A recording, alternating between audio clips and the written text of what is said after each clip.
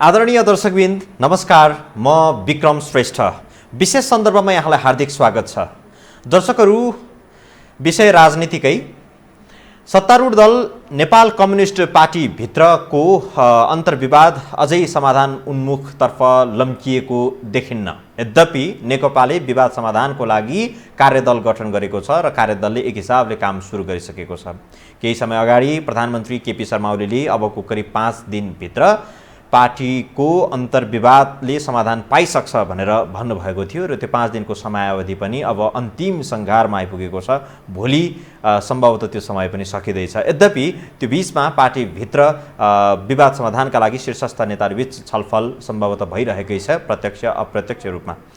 यद्यपि नेकपाको आन्तरिक विवादले अथवा पदीय भागभण्डाका विषयहरू र पार्टीभित्रको विधान विधि पद्धतिका विषयहरूमा जुन खालको विवाद विचार विमर्शहरू भइरहेको छ त्यसले सीधा अर्थमा सत्ता सञ्चालनमा समेत त्यसले प्रभाव पारेको छ र सरकारमा रहेका विशेष गरी प्रधानमन्त्री मन्त्रीहरूले समेत आफ्नो जिम्मेवारी सहज रूपमा प्रभावकारी रूपमा परिणाममुखी रूपमा निभाउन नसकेको भन्ने चर्चाहरू भइरहेको छ। यस सत्ता सञ्चालनमा पार्टीभित्रको अन्तर्कलहले किन यसरी प्रभाव पार्दैछ र समग्रमा युवा नेतृत्व पार्टीभित्र किन प्रभावकारी रूपमा निर्णायक रूपमा उपस्थित हुन सकिराखेको छैन, यी लगायतका विषयमा हामी आज कुराकानी गर्दैछौँ। आजको बहसमा सहभागी हुनुहुन्छ नेकपाका नेता केन्द्रीय सदस्य लेखनाथ नेउपाने। यहाँलाई स्वागत छ। हजुर, धन्यवाद। कार्यदलले काम अगाडि सम्भवतः बढाइसकेको होला, कहाँ पुग्दैछ? अब कहिलेसम्म परिणाम आउँछ? नेकपाको विवाद कहिले सुल्झिन्छ?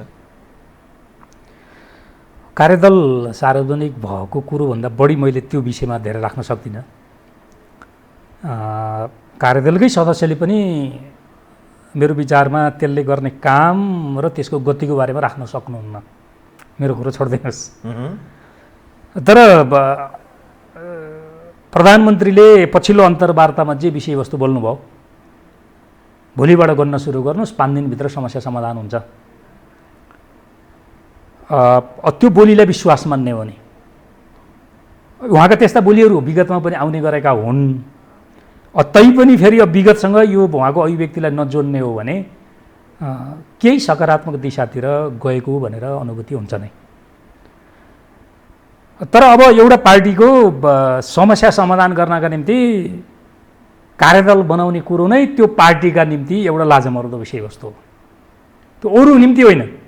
सार्वजनिक कार्यक्रम के बनाउने, होइन, जनताको बिचमा कसरी जाने, सङ्घर्षका कार्यक्रमको रूपरेखा कसरी बनाउने भनेर कार्यदल बन्छ। त्यो कुरो हो नै, प्रयोगमा आज। तर पार्टीभित्रको अन्तर्विरोध त्यो वैचारिक होस् या पद्धतिगत होस् या पदीय होस्, त्यो अन्तर्विरोधहरूलाई हल गर्न नसकेर कार्यदल बनाउने भनेको चाहिँ त्यो पार्टीको नेतृत्वको कार्यक्षमताको समस्या हो। त्यसमा प्रश्न खडा छ। यो कार्यदलकै कुरा गर्ने हो भने योभन्दा अगाडि नेकपाले यस्तै यस्तै विवाद समाधानको लागि भनेर 5वटा कार्यदल बनाइसकेका रहेछ र त्यो कार्यदलको हामीले हेऱ्यौँ भने त्यो कार्यदलले के परिणाम दियो भन्दाखेरि त परिणामविहीन छ। त्यसले कुनै नतिजा दिन सकेको छैन। कार्यदल गठन गर्यो, त्यो कार्यदल चाहिँ कुहिरोमा हराएको काग जस्तो कता कता अल्मलिएर यतिकै त्यो त्यसको अस्तित्व समाप्त भएको देखिन्छ। भनेपछि त तपाईँले भनेको यो कार्यदलले पनि केही निकास दिनेवाला चाहिँ छैन, देखिन्न। निकास दिन्छ कि दिँदैन म अहिले नै त्यसको निषेधात्मक तर्क गर्दिनँ, किनभने त्यो निषेधात्मक तर्क गर्ने ठाउँमा हामी छैनौँ नै। तर विगत हेर्ने हो भने तपाईँले भनेको जस्तो कार्यदलहरूले खास कामयाबी काम गरेका छैनन्। दोस्रो, पार्टीभित्रको आन्तरिक विवाद जो विधिसँग पद्धतिसँग मुख्यतः छ, त्यो विषयवस्तु हल गर्नका निम्ति कार्यदल चाहिने नै होइन। दोस्रो, तेस्रो,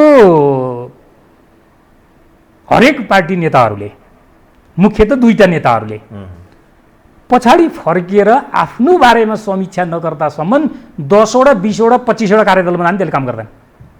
म चाहिँ पूर्वधारणामा बसिराख्ने, तपाईँ पूर्वधारणामा बसिराख्ने, अनि कार्यदलले ल्याइदिएको कुरो चाहिँ मेरो त्यो पूर्वधारणाले मान्नै दिँदैन नि। त्यसो भएको हुनाले खास कुरो चाहिँ के हुन्छ भने अध्यक्षहरू, 2टा अध्यक्षहरू, त्यो पनि 1 नम्बरको अध्यक्ष भनेर अब ओली कमरेडले आफूलाई दाबी गर्नुभएको छ। उहाँ 1 नम्बरको अध्यक्षले, त्यसपछि 2 नम्बरको अध्यक्षले, त्यसपछि सोपान क्रममा सबभन्दा पहिला आफू नै काम, गतिविधि, अभिव्यक्ति, त्यसका परिणाम, तल जनतामा परेको प्रभाव, मनोविज्ञान, पार्टीको लोकप्रियता या अलोकप्रियता, यी तमाम विषयवस्तुहरूमा पछाडि फर्केर आत्मसमीक्षा गर्नुपर्छ। आत्मसमीक्षा गर्नुपर्छ। त्यो आत्मसमीक्षा गरिसकेपछि त्यो आत्मसमीक्षाले वार्तामा ल्याउँछ अथवा कमिटीको छलफलमा ल्याउँछ। यसको समस्याको समाधान कमिटीको बैठक र कमिटीको छलफलभन्दा अर्को केही विकल्पै छैन। केन्द्रीय कमिटीमा आउनु पर्छ एकदमै। किन मैले आज यो विधान बोकेरै ल्याएको छु। केन्द्रीय कमिटीमा हाम्रो विधानमा के व्याख्या गरेको छ, के व्यवस्था गरेको छ, केन्द्रीय कमिटी के हो, केन्द्रीय कमिटी अन्तर्गत अध्यक्षहरू हो कि होइन। तपाईँहरूको विधान त मैले पुरै पढ्न पाएको छैन, तर अहिले केन्द्रीय कमिटीको बैठक माग गर्नु भएछ नि तपाईँहरूले जसरी।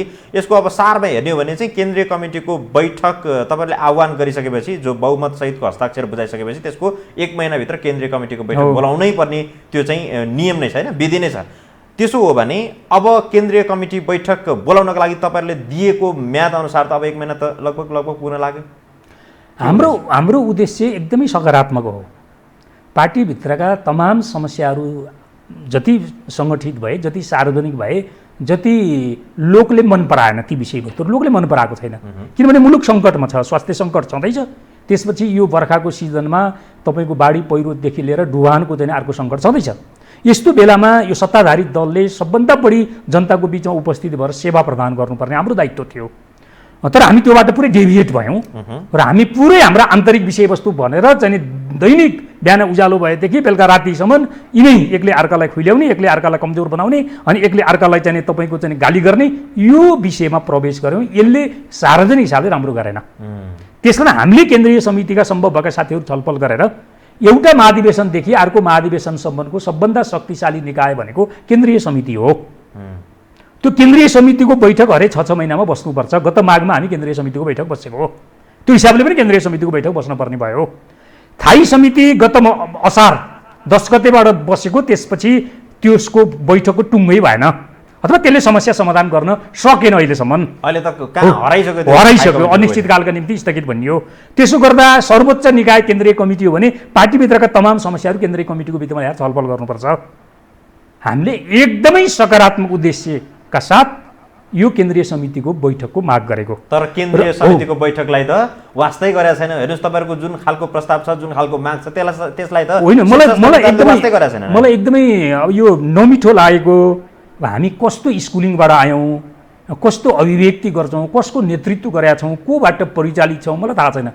तर यस्तो नमिठो बोली हाम्रो पार्टी अध्यक्ष तथा प्रधानमन्त्रीले बोलिदिनु भयो। केन्द्रीय समितिमा आएकाहरूलाई सबैलाई सडकबाट सोहोरेर आएको भनिदिनु भयो। त्यसो भने खड्ग ओली कमरेड या अरू कमरेडहरू जो शीर्ष नेतृत्वमा हुनुहुन्छ कहाँबाट सोहोरेर लिएर आएको होइन। ताकि यहाँ के भनेको छ भने तपाईँको चाहिँ केन्द्रीय कमिटी एउटा महाधिवेशनदेखि अर्को महाधिवेशनसम्मका निम्ति सर्वोच्च निकाय भनेर यहाँ भनेको छ। हाम्रो पार्टीको विधानको धारा 18मा तपाईँको चाहिँ केन्द्रीय कमिटी आगामी 71को राष्ट्रिय महाधिवेशनसम्मका निम्ति पार्टीको सर्वोच्च संस्था हुनेछ भनेर धारा 18को क नम्बर फुलीमा भनिएको छ। एकातिर विधानमा यो लेखिएको छ। एकातिर आफ्नै कमिटीको सहयोद्धा साथी हो जसलाई केन्द्रीय कमिटीको सदस्य भनेर 2 जना अध्यक्षहरूले भाग लगाउनु भयो। एउटा अध्यक्षको चाहिँ भागमा पूर्व माओवादीको भागमा 200, पूर्व एमालेको भागमा 241 भनेर भाग लगाउनु भयो। त्यसैमा उहाँहरूले चाहिँ भर्नुभएको हो सङ्ख्या। अनि त्यसलाई चाहिँ सडकबाट लिएर आएको भनेर सोहोरेर लिएर आएको भनेर पार्टीको चाहिँ अध्यक्षले बोलिदिइसकेपछि पार्टी भन्छ कसको नेतृत्व गरेका छौँ हामीले होइन। कुन चेतनाद्वारा, कुन दृष्टिकोणद्वारा, कुन संस्कृतिद्वारा हामी कमिटीको चाहिँ नेतृत्व गर्ने हैसियतमा छौँ। त्यसकारण मेरो कुरो चाहिँ के छ भने यस्ता नेतृत्वले कहिल्यै पनि यस्ता उरेनठोला कुरा बोल्नु हुँदैन। अझ राज्यको नेतृत्व गरेको नेताले यस्ता उटपट्याङ कुरो, यस्ता चाहिँ तपाईँको चाहिँ लोकले नपचाउने कुरो, सहयोद्धाहरूलाई चाहिँ हुर्मत लिने कुरो बोलेर समस्या समाधान हुँदैन। केन्द्रीय कमिटीमा जाँदाखेरि त उहाँ झन् अल्पमतमा पर्ने, झन् उहाँको एजेन्डाहरू ओझेलमा पर्ने भएपछि केन्द्रीय कमिटीलाई यति धेरै लान्छना लाउनु भएको होइन। त्यो पनि यस्तो हुन्छ के हामीले विधान फेरौँ, विधान फेर्ने प्रावधान छ। हामीले विधान पनि फेर्यौँ। अस्ति माघको केन्द्रीय समितिको बैठकले लामो एउटा चाहिँ केन्द्रीय समितिको चाहिँ विधान फेरेको चाहिँ त्यो फेरिएको विधान पनि मैले बोकेर आएको छु होइन। विधान फेरौँ, नत्र त विधानले के भन्छ भने संशोधन गर्न सकिन्छ हो होइन। यो विधान मन परेको छैन भने, यो अनावश्यक छ भने, यो वैज्ञानिक छैन भने, यसले समस्या समाधान गर्दैन भने यसमा बहस गरौँ न। तर हाम्रो विधानको धारा 60ले के भन्छ भने बहुमतको निर्णय पार्टीको निर्णय भनेर भन्छ। धारा 60ले हाम्रो विधानको बहुमतको निर्णय कुनै पनि कमिटीको, यो केन्द्रीय कमिटीको हुन्छ किनभने केन्द्रीय विधान हो यो होइन। अब यो विधान चाहिँ अरू कमिटीहरू हुन्छ, यो चाहिँ केन्द्रीय कमिटीमा पार्टीभित्र बहसहरू हुन्छन्, मतान्तरहरू हुन्छन्। सबै विषयवस्तुहरूमा अल्पमत र बहुमत गरेर हल गर्न मिल्दैन, विचारको कुरो चाहिँ मिल्दैन। तर कयौँ कार्यक्रमिक कुराहरू हुन्छन्, कयौँ त्यस्ता निर्णय गर्नुपर्ने मुद्दा हुन्छन् जो अल्पमत र बहुमत भएरै निर्णय गर्ने हो। त्यही भएर हाम्रो चाहिँ विधानको धारा 60ले बहुमतको निर्णय पार्टीको निर्णय हुन्छ भनेको होइन, यही भन्या हो नि त। त्यसो हो भने यो धाराले अध्यक्ष कमरेडलाई छुनुपर्छ पर्दैन, अथवा यो धाराले अध्यक्ष कमरेडलाई बाँच्छ बाँच्दैन? मलाई बाँच्छ भने अब केन्द्रीय कमिटीको सदस्यहरूलाई यति धेरै तुच्छ बोली बोलेर अपमानित गरिसकेपछि तपाईँहरूले केन्द्रीय कमिटीको बैठक त माग गरिरहनु भएको छ, त्यो स्थगित गरौँ त भन्नुभएको छ। अब केन्द्रीय कमिटीको बैठक बसेन भने के गर्नुहुन्छ?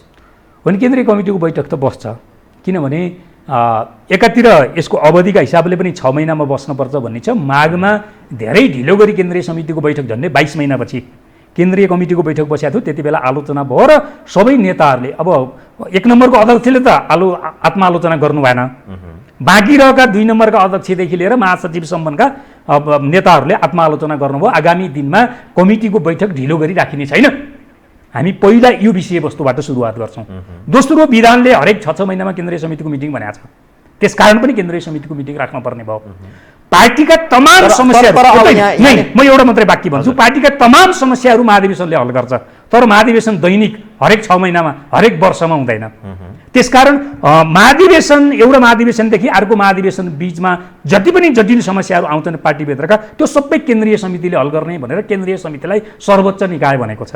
त्यसकारण पनि केन्द्रीय समितिमा त्यसो हो भने, तर केपी शर्मा ओलीले त अहिले के भनिसक्नुभयो भने सचिवालयबाट विषय टुङ्गिएन, थाई कमिटीमा आयो, थाई कमिटीमा पनि टुङ्गिएन, त्यहाँ अल्झै भयो, तपाईँहरूलाई छटपटी भयो, केन्द्रीय कमिटीको बैठक बोलाऊ, हामी त्यहाँ समाधान गर्छौँ भनेर भन्नुभयो। तर केपी शर्मा ओली अहिले के हुनुहुन्छ भने केन्द्रीय कमिटीको त पर कुरा, थाई कमिटी पनि बस्नु पर्दैन, अब सचिवालयबाट टुङ्ग्यौँ भनेर पुष्पकमल दाहाल प्रचण्ड अथवा तपाईँले भने जस्तो 2 नम्बर अध्यक्षसँग त्यो सहमति गर्नुभएको छ भन्ने सुनिएको छ। र उहाँले जसरी भैँसेपाटीमा पुगेर अर्का उपाध्यक्ष वामदेव गौतमसँग जसरी उहाँले डिनर गर्नुभयो अथवा राति जुन खालको मिटिङ गर्नुभयो, त्यसपछि उहाँ सचिवालयबाटै विषय टुङ्ग्यौँ भन्नेमा उहाँ पुग्नु भएको जस्तो देखिन्छ।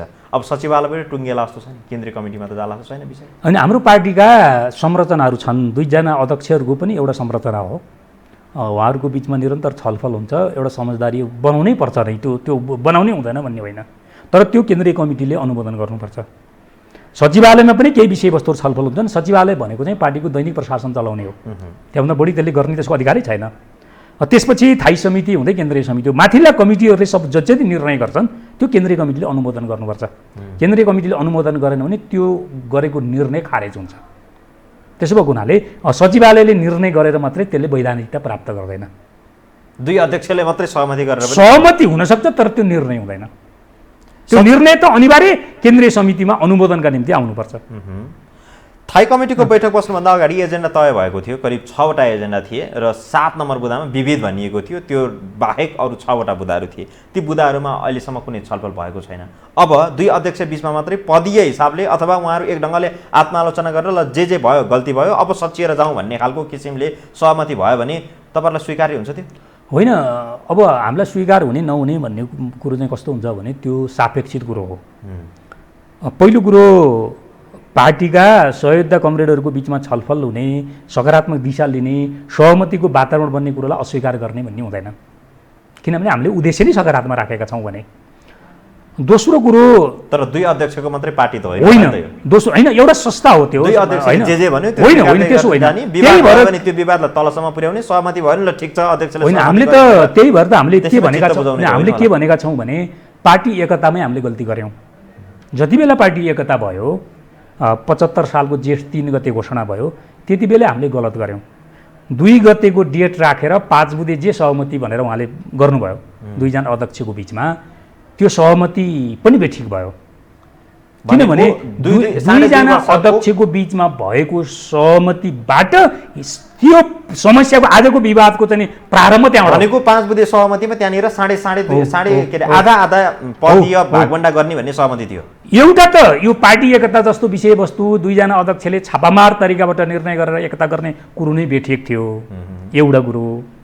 दोस्रो कुरो, हामी इतिहासमा अलिक कटुतापूर्ण दिन र सङ्घर्षहरू बिताएर आएका थियौँ, एकले अर्कालाई निषेध गर्ने तहमा थियौँ हामी। त्यो इतिहासको मूल्याङ्कनको बारेमा एउटा साझा धारणा नबनाउँदै एकता गर्दाखेरि अहिले विगतमा जे मन लाग्यो आज त्यही भन्ने ठाउँमा हामी छौँ। त्यसो गर्दा पार्टी एउटै भइसक्यो, हामी एउटै पार्टीका नेता कार्यकर्ता भइसक्यौँ, तर इतिहासको बारेमा चाहिँ हिजोकै बुझाइ र धारणा अनुसार आज हामी व्याख्या अभिव्यक्त भइराखेका छौँ। त्यसो गर्दा पार्टीभित्र युनिटीलाई बलियो बनाउँदैन, भावनात्मक एकतालाई त्यसले बलियो बनाउँदैन। तर एकताको बेलामा कम्तीमा इतिहासको मूल्याङ्कनको बारेमा साझा बुझाइ हुनु पर्थ्यो। त्यहाँ म तेस्रो तपाईँले त्यसपछि त्यो 5 बुँदेको चौथो नम्बर बुझा जहाँ चाहिँ तपाईँको चाहिँ नि आज पदको हो कि विचारको हो भनेर बहस भएको छ नि, हो त्यो 5 बुँदेको चौथो नम्बर बुँदाले चाहिँ यो विचारको बहस होइन, यो पदकै बहस हो भन्ने कुरो प्रमाणित गर्छ है। त्यसो भएको हुनाले हामीले जे गरेका हौँ त्यही कुरो भन्नुपर्छ भन्ने छ मेरो कुरो। पद विभाजन गऱ्यौँ 2.5 वर्ष 2.5 वर्षको, त्यो राम्रो कुरो थिएन। बरु के गर्न पर्थ्यो, उहाँहरूको बुद्धि थियो, उहाँहरूले समग्रतामा पार्टी एकता केका निम्ति गरिएको थियो भनेर त्यसलाई चाहिँ प्रमाणित गर्नका निम्ति भने एउटा अध्यक्षले 5 वर्ष सरकार चलाउने, अर्को अध्यक्षले अर्को महाधिवेशन नहुँदासम्म पार्टीको प्रमुख भएर चलाउने, यो हाम्रो कार्यविभाजन भनेको भए त्यो प्रमाणित गर्न पनि सहिलो हुन्थ्यो। आजको लडाइँबाट पनि हामी माथि उठ्थ्यौँ। आज त हेर्नुहोस् त लडाइँ त यहाँ पर पुगिसक्यो कि तपाईँले अघि एउटा भावनात्मक एकता भनेर भन्नुभयो नि, यो शब्द निकै महत्त्वपूर्ण छ किनकि पार्टी एकता त भयो तर भावनात्मक एकता हुन सकेको थिएन। र अहिले जुन खालको टसल सुरु भएको छ नि, यो टसलले त त्यो भावनात्मक एकता अलि माया प्रेम जो बसिरहेको थियो त्यो माया पनि यति बेला छिया भएर टुक्रा टुक्रामा विभक्त भइसक्यो। अब त पूर्व एमाले र पूर्व माओवादीको अनुहार हेराहेर गर्ने सम्मको स्थिति पुगिसक्यो। पार्टी केन्द्रीय कमिटीमा पनि थाई कमिटीमा पनि लगभग किताकाट त्यहाँ सुरु भइसकेको छ। अब त भावनात्मक एकता त कसरी सम्भव छ, कसरी फेरि यसलाई जोड्ने? भावनात्मक एकता चाहिँ यो जबरजस्त गर्ने कुरो चाहिँ होइन। फेरि यसले आफ्नो बिस्तारै यसले एउटा गति पहिला मतलब अब पक्राउनु पर्छ र त्यो गतिले भावनात्मक एकता कायम गर्ने हो। अलि टुसा जो पलाएको थियो त्यो टुसा पनि मारियो नि त। अब अहिले त भावनात्मक एकता कुरो छोडिदिनुहोस्, केन्द्रीय कमिटीका सदस्यहरूले एक्लै अर्कालाई चिन्ने स्थिति पनि छैन। किनभने अब 445 जनामा होइन, अब असन्ती र भेट भयो भने कुइना ठोकिन्छ, को नचिनेको मान्छेसँग कुइना ठोकिएछ भन्नुपर्ने स्थिति छ। ताकि दुवैजना पार्टीका केन्द्रीय कमिटीका सदस्य हामी हुन्छौँ, स्थिति त्यो छ। मैले भन्दै थिएँ कि हामीले एकता गर्दाखेरि त्यहाँनिर त्रुटि गऱ्यौँ र भावनात्मक एकता हुन नदिने काम त्यहाँ भयो। अब आज त्यो विकास हुँदै त्यही हो प्रारम्भको बिन्दु। विकास हुँदै गत सालको मङ्सिरमा हामी आयौँ। मङ्सिरमा आएपछि हामीले के सहमति, फेरि 2 जना अध्यक्षले सहमति गर्नुभयो। के सहमति गर्नुभयो भने त्यो 75 साल जेठ 2 गतिको 5 बुँदे सहमतिको चौथो नम्बर बुँदालाई करेक्सन गर्ने कोसिस गर्नुभयो। त्यो भनेको बाँकी रहेको चाहिँ अवधि एउटा अध्यक्षले सरकार चलाउने, अर्को अध्यक्ष चाहिँ कार्यकारी अध्यक्ष हुने भनेर अलिकति करेक्सन गर्ने कोसिस त गर्नुभयो। तर त्यो ढिलो भइसकेको थियो। कार्यकारी अध्यक्ष भएको भोलिपल्ट पर्सिपल्ट जस्तो लाग्छ मलाई एउटा टेलिभिजन कार्यक्रममा चाहिँ 1 नम्बरको अध्यक्षले के भनिदिनु भयो भने म नै हो 1 नम्बरको अध्यक्ष, म नै हो सिनियर, मैले नै हो चाहिँ तपाईँको पार्टीको अध्यक्षता गर्ने, यसमा कुनै दुविधा छैन भनेर अब यो एउटा अहमता अभिव्यक्त गरिदिनु भयो। त्यसले के गर्यो भने फेरि पनि त्यो चाहिँ मङ्सिरमा भएको सहमति एउटाले 5 वर्ष एउटाले कार्यकारी अध्यक्ष हुने भन्ने विषयवस्तुलाई भत्काइदियो। त्यसकारण समस्या आजको समस्या पार्टीको सबभन्दा टप लिडरहरूमा हो, तल होइन। तल पनि समस्या छन्, त्यो सोपान क्रममा हामीले हल गर्दै जानुपर्छ। तर समस्या चाहिँ हामी कमिटीमा विश्वास गर्दैनौँ, हामी कमिटी अन्तर्गत हो भनेर स्वीकार गर्दैनौँ। जब मैले मेरै बारेमा म ठुलो हो, म ठालु हो, मैले भन्दैছি त्यो कानुन बन्छ, मैले भन्दैছি सिद्धान्त बन्छ भन्ने कुरो चाहिँ पश्चगामी दृष्टिकोण हो। त्यो अहिले के सुनिन्छ भने तपाईँले अघि भने जस्तै मङ्सिरमा जे सहमति भयो अहिले फेरि त्यही खालको सहमति हुँदैछ अरे भन्ने सूत्रहरू बताउँछन् है। सूत्रहरूको दाबी के छ भने प्रधानमन्त्री केपी शर्मा ओलीले आत्मआलोचना गर्ने, प्रधानमन्त्री 5 वर्ष, अब 5 वर्ष त्यो समयदेखिको धेरै छैन, पुरै कार्यकाल प्रधानमन्त्री चलाउने र कार्यकारी अध्यक्ष पुष्पकमल दाहाललाई दिने भन्ने त्यो सहितको फेरि एउटा सहमति हुँदैछ भन्ने सुनिन्छ है। भनेको लगभग मङ्सिरकै झल्को दिने गरी त्यो सहमति भयो भने त्यो स्वीकार्य हुन्छ अथवा त्यसलाई पत्याउन सकिन्छ? होइन, अब अर्को सहमति त किन गर्नु पर्यो र मङ्सिरको सहमतिलाई कार्यान्वयन गर्ने भन्ने भइहाल्यो। त्यो प्रतिकूल नबोल्ने, त्यो प्रतिकूल गतिविधि नगर्ने भन्ने भइयो। त्यो मैले भने नि यो सबै कुराको जड चाहिँ कहाँ छ भन्दा अब यो कापीमा लेखेर कमिटीमा भाषण गरेर मञ्चमा गएर मान्छेहरूलाई हँसाएर भाषण गरेर समस्या समाधान हुँदैन। त्यो आत्मआलोचनाबाट, आत्मसमीक्षाबाट र त्यसको व्यवहारत करेक्सनबाट त्यो समस्याको समाधान हुन्छ। अब त्यहाँभन्दा अर्को विकल्पै छैन। किनभने हामीले धेरै चिज बिगारिसक्यौँ, हामीले धेरै चिज बोलेरै बिगारिसक्यौँ, धेरै चिज गुटको मानसिकताबाट धेरै चिज हामीले बिगारिसकेका छौँ र हामी धेरै टाढा पुगिसकेका छौँ। कति टाढा पुग्यौँ थाहा छ। एकातिर सडकमा चाहिँ नि एकाधरी नेताहरूलाई चाहिँ नि फलानु देशका दलालहरू भनेर नारा लागेको छ। त्यसको ठिक बेलुका चाहिँ अब चाहिँ पार्टीको प्रधानमन्त्रीले अब फलानु चाहिँ शक्ति केन्द्रले मलाई प्रधानमन्त्रीबाट हटाउन खोजेको छ, अब त्यसकै पछि हाम्रा पार्टीका नेताहरू पनि लागिराखेका छन् भनेर बोलेपछि सडकको कुरो र प्रधानमन्त्रीले बोलेको कुराको तादात्म्य त मिल्यो। हामी कहाँ पुग्यौँ? सहयोद्धा साथीलाई हामी अर्को के भन्छौँ भने अब त्यसपछि मलाई फलानु देशको दलाल भन्छ चाहिँ त फलानु देशको दलाल होइन, अर्को देशको नाम लिएर। तपाईँको अहिलेसम्म कुरा सुन्दाखेरि केपी शर्मा ओली प्रधानमन्त्री जो हुनुहुन्छ, एक नम्बर अध्यक्ष हुनुहुन्छ, उहाँको ठुलो घमण्डका कारण अथवा उहाँ व्यक्तिको आफ्नो पेरिफेरीमा बढी रमाउँदाखेरिको परिणाम भनेर यसरी बुझ्न सक्छौँ के दोस्रो अध्यक्षको चाहिँ? नै, म आउँछु। मेरो दुईटा पाटो छन्। म किन दुवैजना हाम्रो पार्टीका अध्यक्षहरू हुनुहुन्छ। अध्यक्षहरूले बोल्ने कुरो चाहिँ खड्ग ओलीले मात्रै बोल्नुभयो भनेर हाम्रो पार्टी जोगिँदैन, या प्रचण्डले बोल्नुभयो भने प्रचण्डले बोल्यो त्यो प्रचण्डको मात्रै समस्या हो भनेर हाम्रो पार्टी सङ्क्रमित नहुने हुँदैन। सङ्क्रमित भइहाल्छ है, त्यसको जवाब मैले दिनुपर्छ। ऊ तल बस्ने अर्को एउटा चाहिँ पार्टी सदस्यले पनि दिनुपर्छ। तेरो पार्टी अध्यक्षले त यसो भने त्यो के हो भनिसकेपछि त्यो पार्टी सदस्यले पनि पब्लिकहरूको बिचमा उभिएर केन्द्रमा बोलेको खड्ग ओलीले या प्रचण्डले बोलेका विषयवस्तुहरूमा स्पष्टीकरण दिनुपर्छ। यो स्थिति हो नि त राजनीतिको। त्यसो गर्दा मैले के भनिराखेको छु भने यो पछिल्ला अभिव्यक्तिहरू चाहिँ एकजना अध्यक्ष जो प्रधानमन्त्री पनि हुन्छ उहाँका अभिव्यक्तिहरूले पार्टीभित्र सकारात्मक प्रभाव परेको छैन, त्यसले पार्टी निर्माण गर्ने आधार बनाएको छैन। तपाईँले सोधेको कुरो मैले भन्नै पर्छ। मैले आत्मसमीक्षा सबैले गर्नुपर्छ भनेको छु। म अर्को पार्टी पनि राख्छु। आज हामी खड्गप्रसाद ओलीलाई विधिबाट चलेन, पार्टीको चाहिँ निर्णय अनुसार चलेन, पार्टीको कमिटीको बैठकमा आएन, पार्टीले गरेको निर्णय अस्वीकार गर्छु भन्यो भन्दै गर्दा म हिजो कुनै पनि पार्टीको प्रमुख हुँदा, अर्को साथी अर्को पार्टीको प्रमुख हुँदा, या त्यही पार्टीको अघिल्ला कार्यकालहरूमा हामी पार्टी प्रमुख हुँदा हामीले पार्टी कसरी चलाएका थियौँ? एकचोटि आत्मसमीक्षा गर्नुपर्छ भने त्यहाँ पनि हो। पार्टी कसरी चलाएको थियौँ? अहिले आफू नहुँदा चाहिँ विधान समात्ने, आफू हुँदा चाहिँ विधान नसमात्ने हाम्रो समस्या छ फेरि अर्को है। आफू भएपछि विधान आफू अनुकूल व्याख्या गर्ने, आफू भइएन भने विधान अनुकूल व्याख्या गर्ने, फेरि विधानमा के छ भनेर पाना पल्टाउने। यो समस्या हामीभित्रको एउटा चाहिँ प्रवृत्तिको रूपमा विकास भएको समस्या हो। र पछिल्लो समय चाहिँ अभिव्यक्तिहरू जसरी चाहिँ असरल लाउन थाल्यो गैरजिम्मेवारीपूर्ण तरिकाले, त्यही यसको यो यो यो जे यसले न देश बन्छ न पार्टी बन्छ न यसले चाहिँ वाम आन्दोलनको दिशा स्पष्ट गर्छ। जस्तो पार्टी त तपाईँहरूको पार्टी चल्ने त फेरि विधान र जे खालको तपाईँहरूले मार्गनिर्देशन गर्नुभएको छ त्यसकै आधारमा चल्ने हो नि पार्टी त। पार्टी विचार र विधान दुईटाबाट चल्छ। विचार हुन्छ एउटा, अर्को विधान हुन्छ। विचार भनेको त्यसको चाहिँ मोटो ओरिएन्टेसन हो कि अथवा त्यसको दृष्टिकोण हो। त्यो भनेको निकै अनन्तसम्मको दृष्टिकोण हुन्छ। त्यो हाम्रो सरकारले गरेको कामले के को झल्को दिनुपर्छ भन्दा यदि त्यसो हो भने तपाईँले भन्नुभयो विचार र विधानबाट तपाईँको पार्टी चल्ने एकदम। तर प्रधानमन्त्रीले अथवा कोही अध्यक्ष कोही नेताले दिएको एउटा अभिव्यक्तिकै आधारमा यत्रो पार्टीभित्र खैलाबैला हुने पहिरो जाने स्थिति चाहिँ भनेपछि त तपाईँको पार्टी त विधि विधानबाट त चलेको होइन रहेछ, एउटा अभिव्यक्तिबाटै हलचल यत्रो भुइँचालो जाने भनेपछि त। मैले अघि भने नि मैले पछिल्लो चरणमा राजनीति संस्कृतिको बारेमा अलिकति छलफल गर्न रुचाइराखेको छु।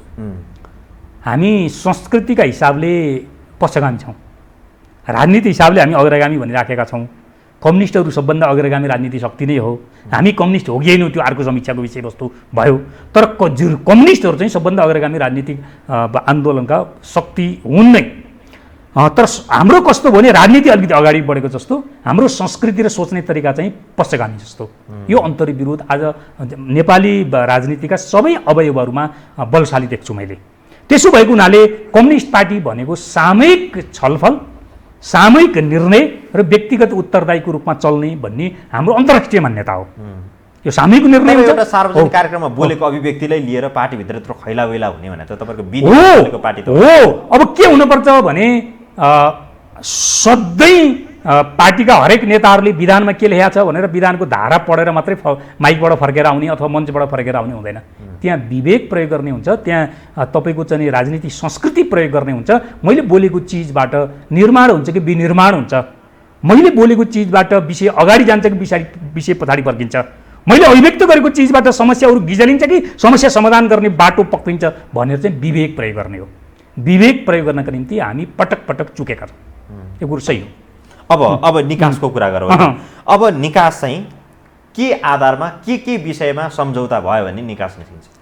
अब केन्द्रीय सदस्य तपाईँले त सोच्नुभयो होला केन्द्रीय कमिटीमा आयो भने के गर्ने भनेर एउटा पूर्व तयारी त होला, यद्यपि विवाद माथि नै मिलाएको छ। के विषयमा कसरी सम्झौता भयो भने अगाडि बढ्छ?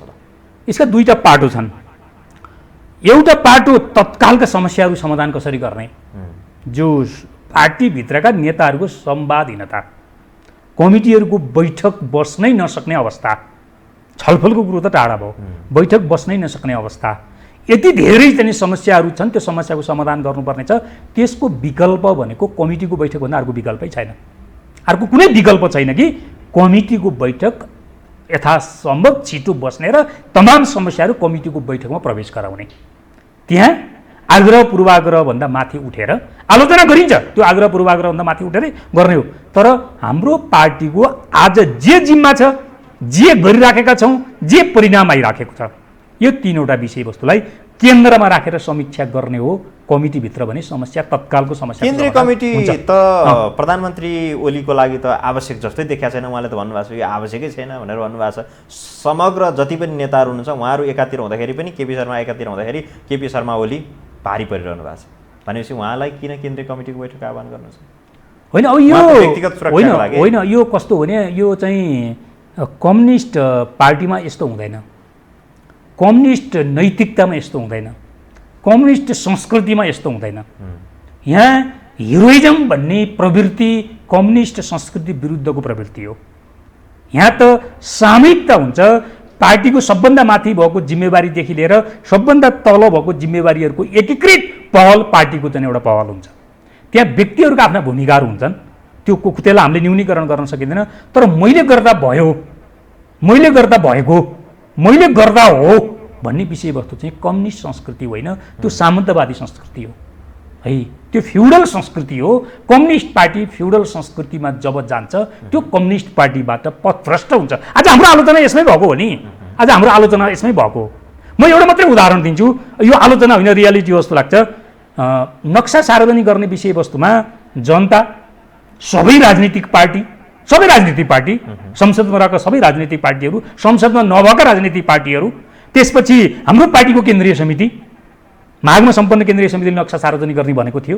हाम्रो पार्टीको त्योभन्दा माथिका सबै नेताहरूको चाहिँ एकीकृत भावनाको प्रतित्व नेपाल सरकारले, जसको नेतृत्व हाम्रो पार्टीको अध्यक्षले गर्नुभएको छ केपी शर्मा ओलीले, त्यसले गरेको नक्सा सार्वजनिक गर्ने कार्यक्रम हो।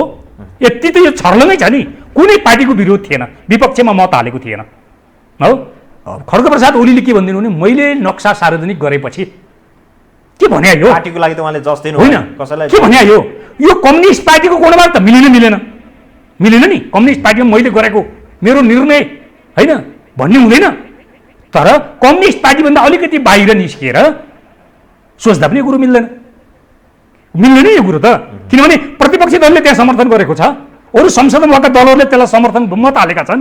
जनताहरूको एउटै मत छ, नेपाल र नेपाली जनताको निर्णय अनुसार यो नक्सा सार्वजनिक भयो भनेर खड्गप्रसाद ओलीले बोलिदिएको मैले गर्दा भन्नुभयो। प्रधानमन्त्री कार्यकारी अध्यक्ष के अरे कार्यकारी प्रधानमन्त्री उहाँ हुनुहुन्छ र सरकार प्रमुख हुनुहुन्छ, त्यो हिसाबले मैले गर्दा भनिदिनु भयो त के त्यसमा किन लोभ किन? मैले दुईटा कुरो गरेको त्यसमा। एउटा कम्युनिस्ट संस्कृति अनुसार त्यसो भन्न मिल्दैन, मैले અહીં लामो व्याख्या गरेँ। कम्युनिस्ट संस्कृति अब मैले गरेको भनिदिएपछि त्यसमा जति पनि अपनत्व लिन्छन् नि राजनीतिक शक्तिहरू, जनताहरू, विभिन्न चाहिँ बौद्धिक समुदायहरू, त्यो अपनत्व लिने गरी बोलिदिएको भए हाम्रो कद बढ्थ्यो कि घट्थ्यो त? त्यति मात्रै होइन त, अब कुरो काम मैले त्यो सार्वजनिक गरेको हुनाले मलाई हटाउन खोजियो भन्ने विषय जोडियो क्या। कुरो तिनै विषयहरू ठुलो एउटा मूलमा मेरो कुरो के छ भने जिम्मेवारीमा बसेका हामी सबै नेता कार्यकर्ताहरूले, पार्टीको अध्यक्षदेखि पार्टी सदस्यहरूले यस्ता उत्ताउला कुरा, यस्ता कम्युनिस्ट संस्कृतिसँग नमिल्ने कुरा नबोलौँ, जसको कारणले गर्दा समस्या हल गर्ने होइन समस्या बल्झाउने काम गर्यो। मेरो कुरो यति हो। र त्यतिखेर जतिखेर थाई कमिटीको बैठक स्थगित हुने र चलिरहेको भनेर दुई अध्यक्ष बीचको जसरी विवाद सुरु भएको थियो, त्यसपछि शान्त बनेको वातावरण नेकपामा फेरि दुई अध्यक्षको भेटबाट एकचोटि एउटा सरगर्मी पलाएको छ र कार्यदल पनि गठन भयो। अब दुई अध्यक्षले त्यहाँ विवाद समाधान गर्नु भएन भने थाई कमिटीमा आउला, थाई कमिटी भएन भने तपाईँहरूले माग गरे बमोजिम केन्द्रीय कमिटीमा आउला। यद्यपि 9 दिनको जुन खालको समय छ, 9-10 दिन, त्यो पिरियडमा चाहिँ के सुनिन्छ अहिले भने दुई अध्यक्षले आफ्नै तरिकाले चाहिँ अभ्यासहरू गर्नुभयो कि आफू बलियो हुनका लागि भन्दै गर्दाखेरि यता 2 नम्बर अध्यक्ष, यहाँले भन्नुभयो 2 नम्बर अध्यक्ष पुष्पकमल दाहाल प्रचण्ड चाहिँ यो बिचमा अलिक बढी होमवर्कमा लाग्नुभयो र आफ्नो वरिपरिको क्षमता वृद्धि गर्नका लागि विशेष गरी माओवादीमा रहनुभएका ऊ बेलाका पूर्व सहकर्मीहरू डाक्टर बाबुराम भट्टराई, मोहन वैद्य, अहिले राजनैतिक रूपमा प्रतिबन्ध लागेको नेत्रविक्रम चन्द विप्लवसम्मलाई उहाँले एक ठाउँमा राख्नका लागि, गोलबन्द गर्नका लागि छलफल अगाडि बढाउनु भएको छ भन्ने सुनिएको छ है। बाहिर सञ्चार माध्यममा त्यो खालका सूचनाहरू आइराखेको छ। तपाईँ केन्द्रीय सदस्य हुनुहुन्छ, अझ त्यसमा पनि पुष्पकमल दाहाल प्रचण्डको एकजना विश्वासपात्रमध्ये तपाईँ पनि हुनुहुन्छ। भएको चाहिँ के हो, यथार्थ के हो? अब यो विषयवस्तु ट्याक्कै प्राविधिक हिसाबले के हो म जान्दिनँ, प्राविधिक हिसाबले के हो म जान्दिनँ, तर मलाई सूचना जानकारी नभएको विषयवस्तु मैले जान्दछु भनेर मैले अरू झुटका विषयवस्तु बोलेर त्यसले राम्रो गर्दैन है। अरू कुरो मलाई जानकारी भएको भए पनि सुन्नुहोस्, जानकारी भएको भए पनि भन्ने कि नभन्ने दोस्रो चाहिँ प्रश्न हुन्थ्यो होला। मलाई जानकारी नै नभएर मैले विषयवस्तु भनिराखेको छु एकातिर। दोस्रो, तपाईँले અહીં समाधान कसरी गर्ने भनेर भन्दै हुनुहुन्थ्यो। मैले एउटा तत्कालको समस्या समाधान चाहिँ पार्टी कमिटीको बैठकभन्दा अरू उपाय छैन भने मैले पार्टी कमिटीका बैठकभन्दा यसको समस्या समाधान गर्ने अर्को तरिका छैन तत्कालको समस्या। तर दीर्घकालीन हिसाबले हामीले समस्या समाधान गर्ने एउटा समग्र दृष्टिकोण निर्माण गरेनौँ भने अहिलेको जस्तो समस्याहरू फेरि बल्झिराख्छन्। मैले यसो किन भनेको भने यो कति सही हो कि होइन भन्ने कुरा अर्को विवादको विषयवस्तु छ। जे भए पनि हाम्रो पार्टीको निर्णय के छ भने हाम्रो नेपाली समाज सामन्तवादी समाजबाट पुँजीवादी समाजमा रूपान्तरित भयो, विकसित भयो। अब हाम्रो पार्टीले पनि भनेको, संविधानले पनि भनेको, हाम्रो अरू थुप्रैले भनेको अब हाम्रो समाजवादको तयारी हो। अहिलेको हाम्रो पार्टीको दृष्टिकोण, हाम्रो पार्टीको दिशा, हाम्रो पार्टीको मैले किन भनेको भने त्यो भेटघाटहरू समाजवादसँग कहीँ न कहीँ सम्बन्धित छन् भेटेको भए। म त्यहाँ जोड्दैछु। समाजवाद भनेको एकाध वीरहरूले, एकाध बहादुरहरूले बोलिदिएर अथवा चाहिँ तपाईँको चाहिँ धराराको टुप्पोबाट हामफाले चाहिँ हामफाल दिएर आउने चिज होइन। समाजवाद भने त्यस्तो चिज हो। नेपाली समाज ल पुँजीवादी क्रान्ति सम्पन्न भएकै हो भने पनि समाजवादमा जाने हो भने समाजवादमा जानका निम्ति आजको हाम्रो नेपाली समाजको वर्ग विश्लेषण के हो, प्रारम्भमा हामीलाई त्यो चाहिन्छ। नेकपाले त्यो गर्न पर्छ, अहिलेसम्म गरेको छैन। त्यो भनेको अर्थ कोसँग मिल्ने हो र कोसँग लड्ने हो समाजवादमा पुग्दा मिल्नेहरूलाई एक ठाउँमा ल्याउनु पर्यो, लड्नेहरूको पनि योसँग लड्ने हो भनेर चाहिँ किटानी गर्नु पर्यो नि। समाजवाद यो वादसँग मात्रै सम्बन्ध राख्दछ कि यसले शक्ति सञ्चयको लागि पनि यसले भूमिका खेल्दैछ? जस्तो हो नेकपाभित्र जसरी अहिले हेर्दै देखिन्छ प्रष्ट रूपमा, अब पूर्व माओवादीहरूको खेमा हेर्ने हो भने पुष्पकमल दाहाल प्रचण्ड दोस्रो अध्यक्ष भए पनि अलिक कमजोर साङ्गठनिक अथवा त्यो खालको शक्तिमा हुनुहुन्छ। माधव कुमार नेपालको त्यो समूहलाई समेत जोड्दाखेरि त उहाँ बलियो जस्तो देखिनुहुन्छ, तर उहाँ आफैमा हेर्ने हो भने पूर्व माओवादीको दृष्टिबाट हेर्ने हो भने उहाँ कमजोरै हुनुहुन्छ। यस हिसाबले नेकपाभित्र पनि पूर्व माओवादीहरूको शक्तिलाई सञ्चय गरेर चाहिँ पार्टीभित्र एउटा चाहिँ भनौँ न सङ्घर्षका लागि आफूलाई सबल बनाउनका लागि त्यो तयारी भइरहेछ कि बाबुराम भट्टराई सहित? हो नै, मैले भन्न खोजेँ दुईवटा कुरो छ। तपाईँको चुनाव आउँछ, चुनाव लड्ने, पैसावालालाई टिकट दिने, पैसा अकुत खर्च गरेर चुनाव जित्ने, आउने, संसद बनाउने, मन्त्रीमण्डल बनाउने, फेरि 5 वर्ष गुजार्ने, जनताको चाहिँ हालत बेहालत छ, मुलुकको चाहिँ आर्थिक अवस्था बेहालत छ, मुलुकको आइडेन्टिटी गुम्दै गइरहेको छ, अनि समाजवादको कुरो मिल्दैन। यहाँबाट हामी अगाडि जाने हाम्रो कोर्स के हो? हामीलाई नयाँ कोर्स चाहिएको छ समाजवाद भनिसकेपछि। त्यसकारण अब नेकपाभित्र हुने बहस, कोसँग कति सङ्ख्या छ, कोसँग पूर्व समूह कति लाग्यो, कोसँग कस्ता अनुहारहरू छन्, यसले खास धेरै मतलब राख्दैन। तत्कालको निम्ति केही अर्थ राख्ला।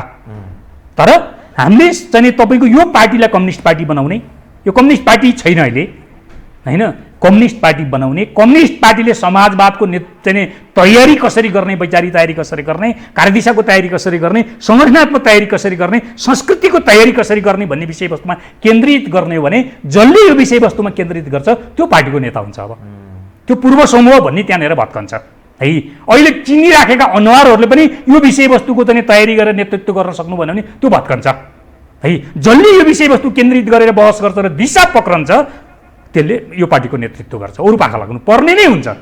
त्योभन्दा अर्को विकल्पै छन्। त्यसकारण आज नेकपाभित्रको समस्या समाधान गर्नका निम्ति दीर्घकालीन हिसाबले विचार, कार्यदिशा, सङ्गठन, संस्कृति सहितको एउटा समग्र विषयवस्तुमा छलफल गर्नुपर्नेछ र एउटा दिशानिर्देश गर्नुपर्नेछ। अनि बल्ल यो पार्टी कम्युनिस्ट पार्टी जस्तो हुन्छ, यो पार्टी श्रमिकहरूको पार्टी जस्तो हुन्छ। अहिले त नाम मात्रैको कम्युनिस्ट भयो, धेरैले भन्छन् कम्युनिस्ट नाम काम चाहिँ कमाउनिस्ट भयो भनेर त धेरैले तपाईँहरूसँग आरोपै लगाइराखेका छन्। खैर मेरो एकदमै एक वाक्य एकदमै यो कस्तो नमिठो लाग्छ भने अब सबभन्दा न्यायपूर्ण आन्दोलनको अग्रमोर्चामा बसेर लड्ने भनेर कम्युनिस्ट भएको। अब कम्युनिस्ट त अरू पार्टीको जस्तै भन्दा अझ बढी चाहिँ तपाईँको चाहिँ अपारदर्शिता भयो होइन, भ्रष्टाचार भयो भनिसकेपछि हाम्रो कम्युनिस्टको आइडेन्टिटी त सिद्धियो नि त, कमाउनिस्टतिर गयो। हो आइडेन्टिटी जब सिद्धिन्छ त्यसपछि हामीमा हुने झगडा के हो? तैँले धेरै खाइस् मैले खान पाइनँ। मैले तपाईँलाई अघि सोधेको मूल प्रश्न एउटा बाबुराम भट्टराई र मोहन वैद्यसँग पुष्पकमल दाहालको भेटघाट भएको र छलफल भएको कुराहरू आइराखेका छन्, यता कता आइराखेको छ।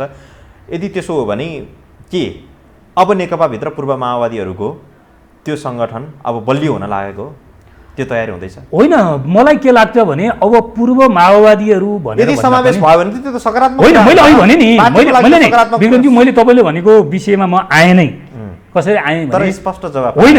यो बुझिने गरी छ कि हाम्रो नेकपाले साँच्चै यो पार्टीलाई कम्युनिस्ट पार्टी बनाउने र समाजवादको तयारी गर्ने हो भने यो नेकपाले मात्रै हुँदैन। यो नेकपा त यो बेलुन फुलेको जस्तो मात्रै छ, यसको अन्तर्वस्तु एकदमै कमजोर छ। त्यसकारण यसले समग्र वर्ग विश्लेषण गर्नुपर्छ र को चाहिँ समाजवादका सहयात्रीहरू हुन् भन्ने कुरो किटानी गरिसकेपछि ती सहयात्रीहरूसँग छलफल हुन्छ। त्यसकारण ती सहयात्रीहरू बाबुराम भट्टराई, मोहन वैद्य, गोपाल किराँतीहरूलाई पार्टीमा ल्याउन जरुरी छ। नै अहिले मैले प्राविधिक हिसाबले पार्टीमा ल्याउन हुन्छ हुँदैन मेरो व्यक्तिगत मतले धेरै अर्थ राख्दैन।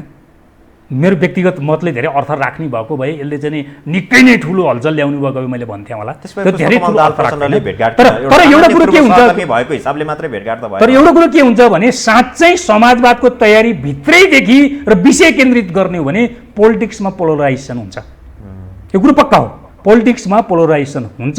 दक्षिणपन्थीहरू यथास्थितिवादीहरूको एउटा पोलराइजेसन हुन्छ, समाजवादमा जाने रियल कम्युनिस्ट पार्टी बनाउने र त्यो कम्युनिस्ट पार्टीको नेतृत्वमा साँच्चै समाजवादको तयारी गर्ने हो भने अर्को पोलराइजेसन त्यहाँ हुन्छ।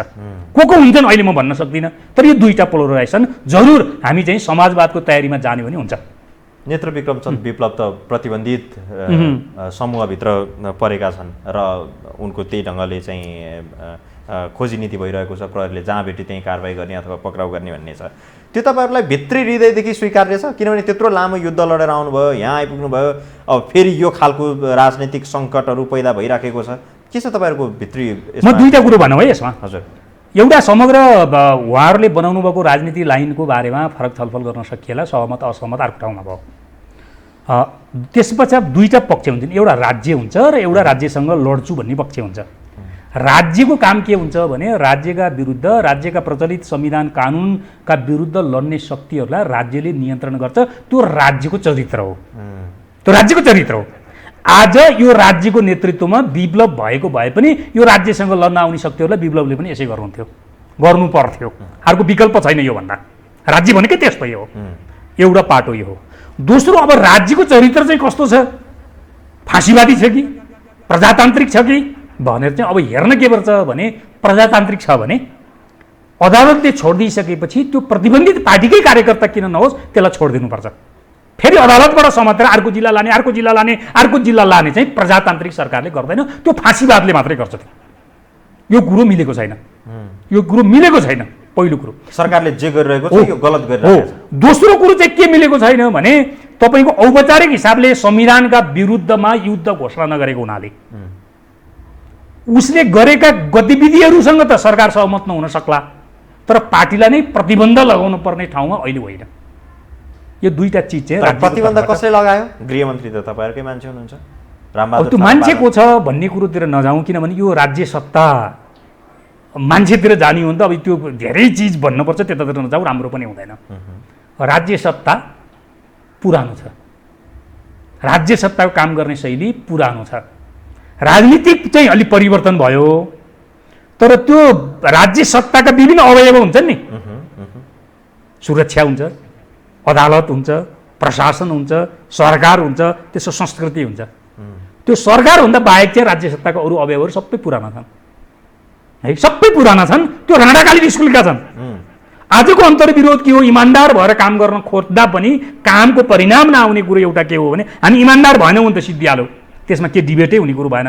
इमान्दार भएर पहल कदमी गर्छु भन्दा पनि सरकारमा गएका प्रतिनिधिहरूले इमान्दार भएर काम गर्न खोज्दा पनि राज्य सत्ताका यी अरू अवयवहरूले काम गर्न दिँदैनन्, किनभने यी पुराना छन्, राणाकालीन स्कुलिङका छन्, परिवर्तित राजनीतिक अवस्था अनुकूलका छैन। समस्या यो। तर यो विषयवस्तु हाम्रो पार्टीभित्र छलफल गर्नका निम्ति त्यति बढी रुचाइएको म ठान्दिनँ।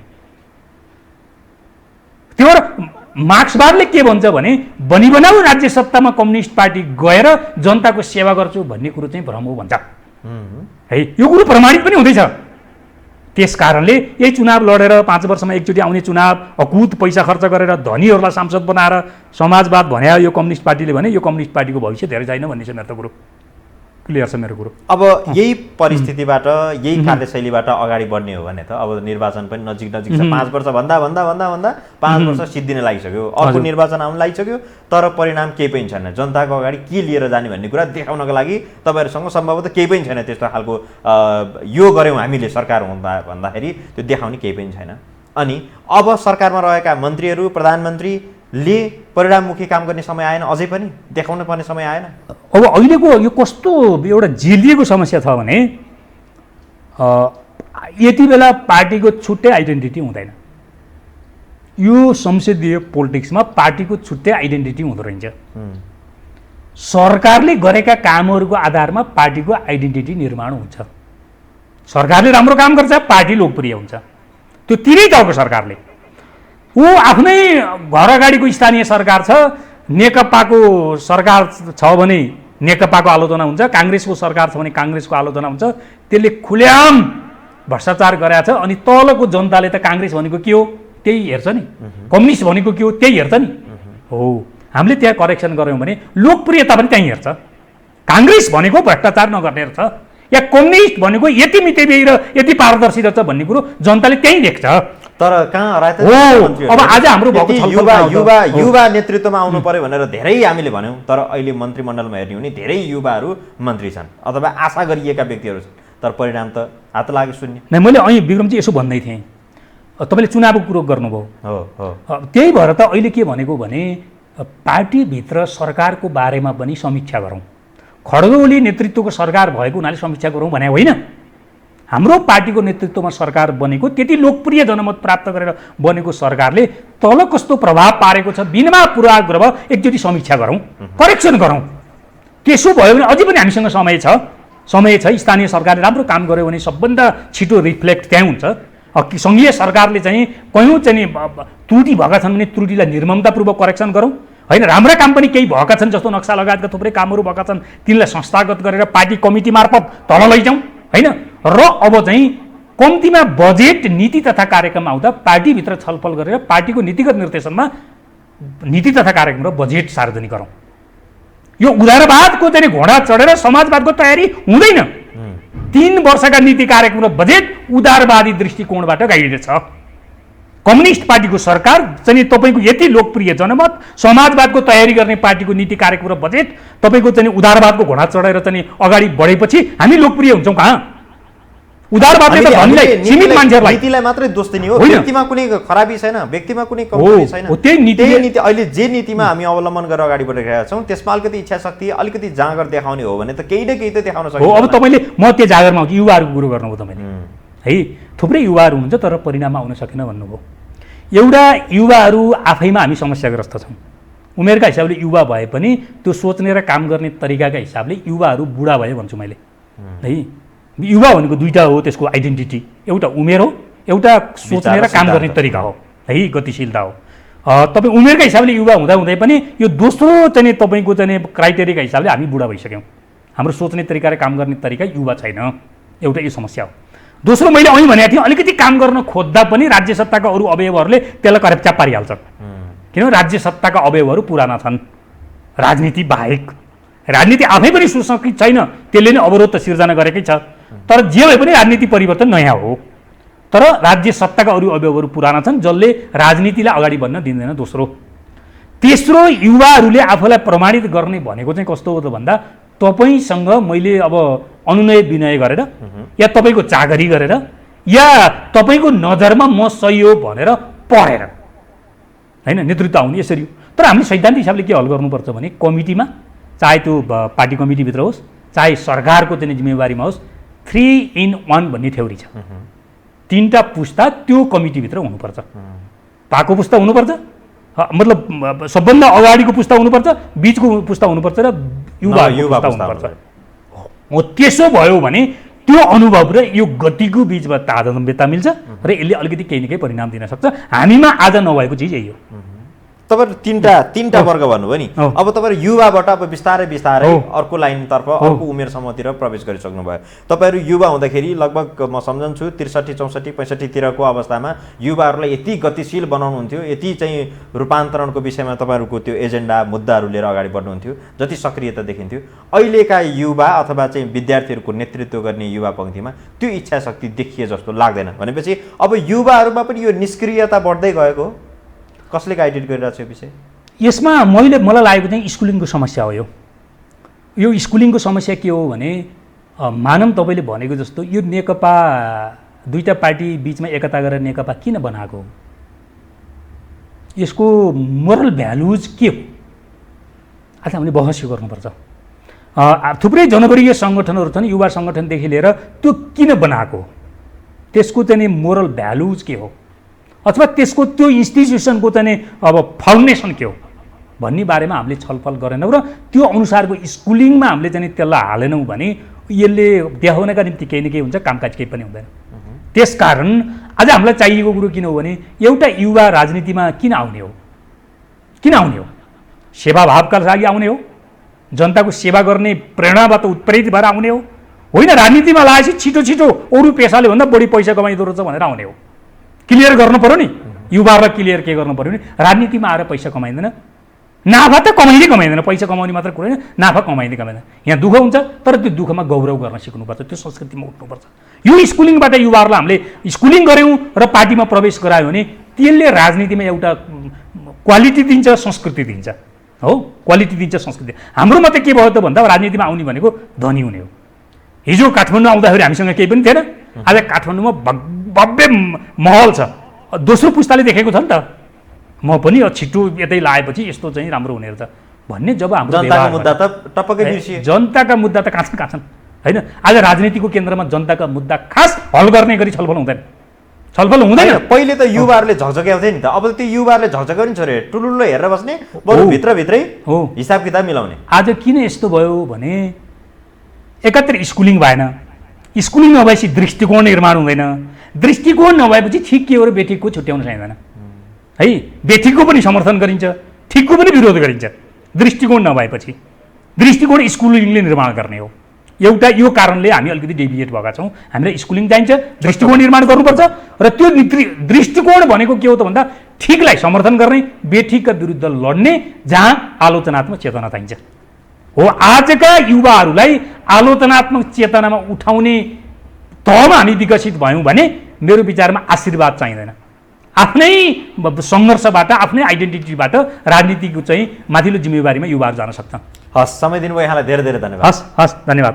आदरणीय दर्शकबिन्दु, उहाँ हुनुहुन्थ्यो लेखनाथ नेउपाने, नेपाल कम्युनिस्ट पार्टीका केन्द्रीय सदस्य एवं युवा नेता। हामीले आज समसामयिक विषयमा कुराकानी गऱ्यौँ र नेकपाभित्रको अन्तर्कलह समाधानको विषय र युवाहरूलाई कसरी राजनीतिमा सक्रिय बनाउने र जनताको विषयमा कर्मठ भएर बोल्ने भन्ने सन्दर्भमा केन्द्रित रहेर कुराकानी गऱ्यौँ। बहस हेरिदिनु भयो, यहाँलाई पनि धेरै धेरै धन्यवाद। भोलि नयाँ विषय र व्यक्तिको साथमा उपस्थित हुनेछौँ।